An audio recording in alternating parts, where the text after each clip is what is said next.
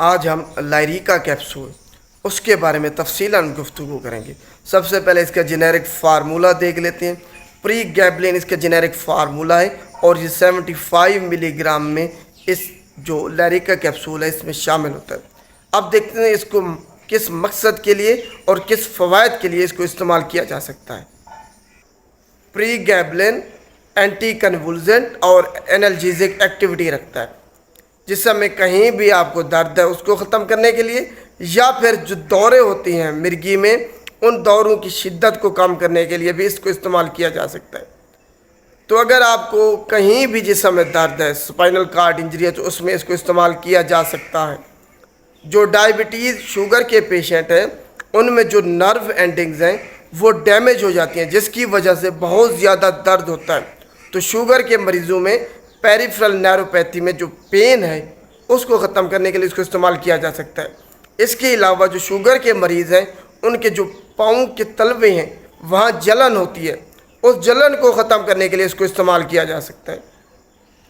اس کے علاوہ ایک وائرس ہے ویریسیلا زوسٹر، اس کے نتیجے میں جسم پر پیچز پڑ جاتے ہیں جن کو شنگلز کہتے ہیں، تو اس کو ختم کرنے کے لیے اس میں بہت زیادہ درد ہوتا ہے، اس پین کو درد کو ختم کرنے کے لیے اس کو استعمال کیا جا سکتا ہے۔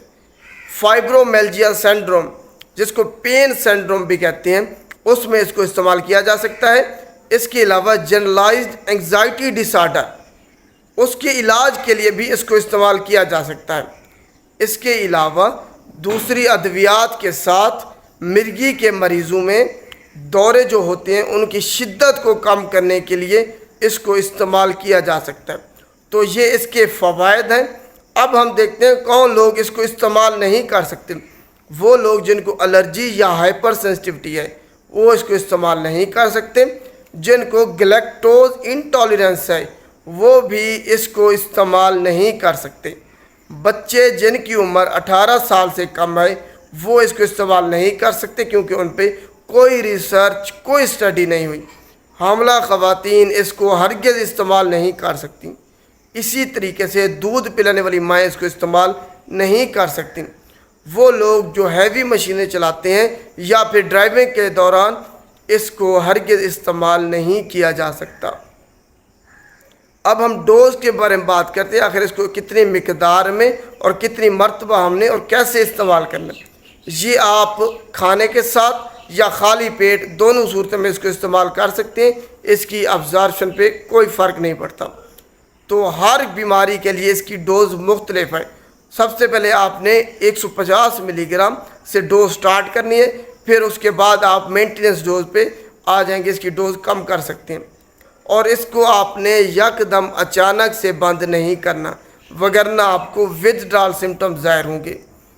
اچانک سے اس کو آپ نہیں چھوڑ سکتے کبھی بھی۔ یہ نہیں کہ آپ 1 مہینہ آپ نے استعمال کیا ہے کسی بیماری کے علاج کے لیے، تو آپ اس کے بعد آپ کو جب فائدہ ہو گیا تو آپ اس کو اچانک سے ہی اسی دن بھئی آپ استعمال نہیں کرنی، آپ اس کو چھوڑ دیں، ایسا ہرگز نہیں کر سکتے۔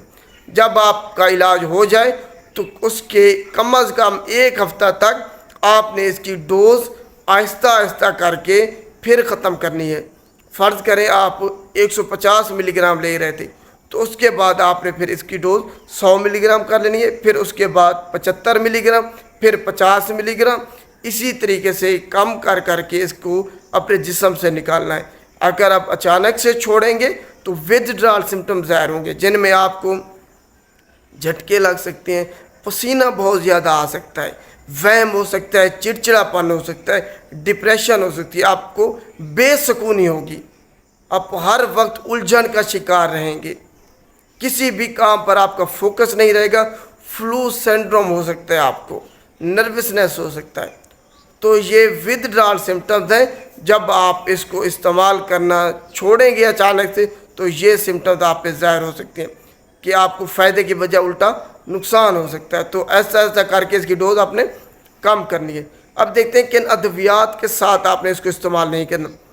ہر وہ ادویات جو اینٹی ڈپریسنٹ، اینٹی انگزائٹی یا عام الفاظ میں نیند آور ادویات ہیں ان کے ساتھ آپ نے اس کو بالکل استعمال نہیں کرنا، وگرنہ اس کی جو ایفیکٹونیس ہے وہ ڈبل ہو جائے گی اور آپ کوما میں بھی جا سکتے ہیں۔ دوسرے نمبر پر الکوہل کے ساتھ آپ نے اس کو استعمال نہیں کرنا۔ تیسرے نمبر پر ہر وہ ادویات جب آپ اگر مرگی کے لیے اس کو استعمال کر رہے تھے اس کے دوروں کو کم کرنے کے لیے دوسری اینٹی ایپیلیپٹک ڈرگ کے ساتھ، تو آپ نے اچانک سے اس کو بند نہیں کرنا، وگرنہ جو مرگی کے دورے ہیں ان میں شدت آ سکتی ہے، تو ایسا ایسا کر کے اس کی ڈوز آپ نے ختم کرنی ہوگی۔ تو یہ اس کے ڈرگ انٹریکشن ہیں۔ آخر میں ہم اس کی ایڈورس ڈرگ ریئیکشن مضر صحت اثرات کے بارے میں بات کرتے ہیں۔ اس میں آپ کو چکر آ سکتے ہیں، بے چینی ہو سکتی ہے، کسی کام پہ آپ کا فوکس نہیں رہنا، اس کو استعمال کرنے کے بعد آپ کا وزن بڑھ سکتا ہے، کارڈیک اریسٹ ہو سکتے ہیں آپ کو۔ اس کے علاوہ ہائپوگلائسیمیا، شوگر آپ کی اچانک سے کم ہو سکتی ہے اس کو استعمال کرنے کے بعد۔ آپ کو وہم ہو سکتا ہے، ڈراؤنے خیالات آ سکتے ہیں، کسی بھی چیز پہ آپ کا دھیان نہیں رہنا، آپ کی بینائی متاثر ہو سکتی ہے، سننے کی صلاحیت متاثر ہو سکتی ہے، جو سیکس کی چاہت ہے وہ کم ہو سکتی ہے، آپ میں اریکٹائل ڈس فنکشن ہو سکتا ہے آپ کو اس کو استعمال کرنے کے بعد۔ یہ دیکھا گیا ہے مضر صحت اثرات میں۔